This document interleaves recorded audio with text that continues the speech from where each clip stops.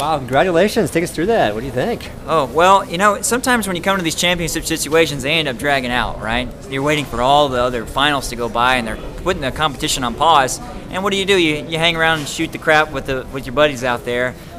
Who's going to miss at the next height? Who's going to make it? Who's going to be a world champ? It was real fun. Each bar is important at a championship like this.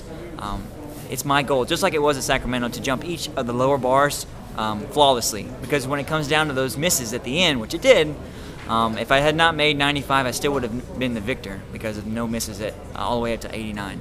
So that's really important for me. I give my coach credit for that and driving me towards that good result.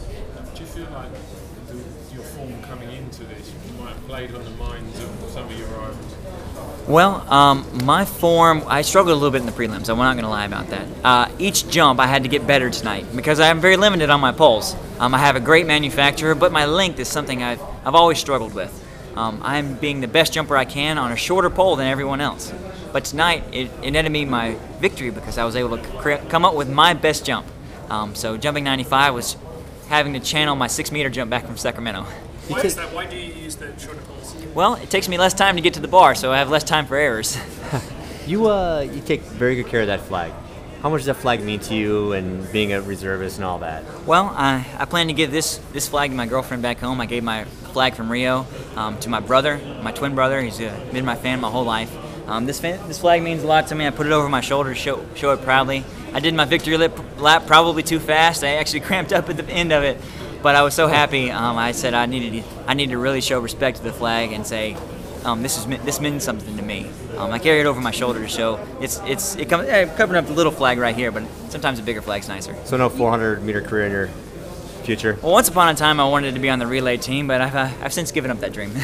You mentioned you were talking to some people, like other athletes, some people during the competition. I mean, what do you say? Well, next time when you watch, you'll see they were all pretty chummy. We've jumped together 10 times this year. You know, my buddies from Poland, my buddies from France. We've all eat, drink, and been married together all year and years in past. So we're no strangers. We've been here before. We've been to championships before. I've won. I've lost. I've given victories away, and I've jumped my best at some. But next time it may not be my turn. In Rio, you stopped for the anthem when you heard it in the qualifying. What's it going to mean to hear the anthem played for you tomorrow night? Well, the anthem is something near and dear to my heart. It's probably one of the only songs I know word for word. Being able to stand up there on the top of the podium is something very special. I've never been there before. Never heard the national anthem of the U.S. Out there.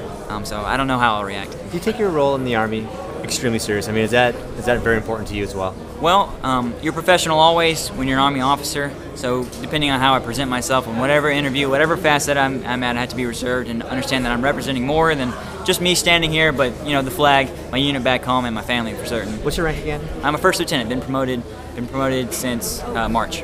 And then you are reservist out of Tennessee. Okay, that's right. When I mentioned your form, I meant you're on a great run of results. Oh yes. And that would, going into those jumps when it's getting close.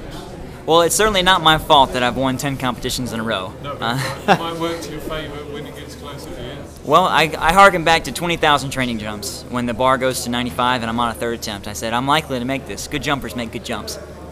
Do you feel extra pressure as the favorite this year?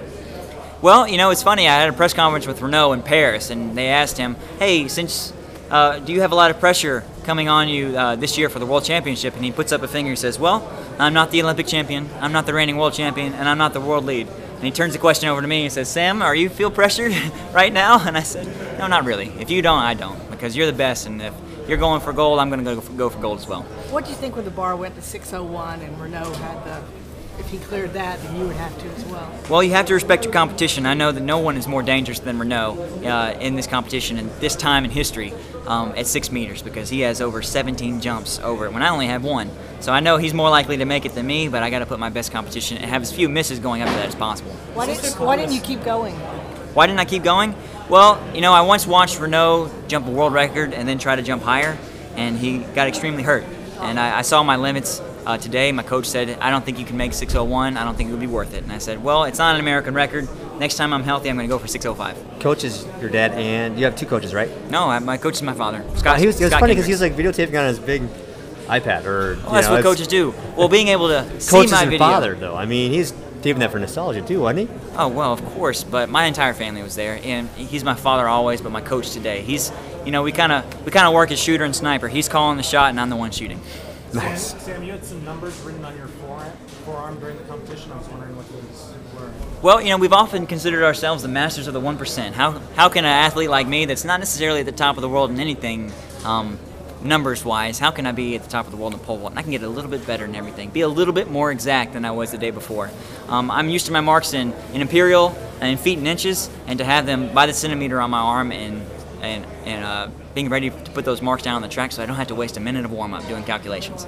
So I think you were a little off in the prelims. Being a little off in the prelims is not expecting how strong you will be. Everyone was having to change poles fast when the bar goes up so quickly. We made the right adjustments, and we decided to start the competition today on the pole that I ended in the prelims.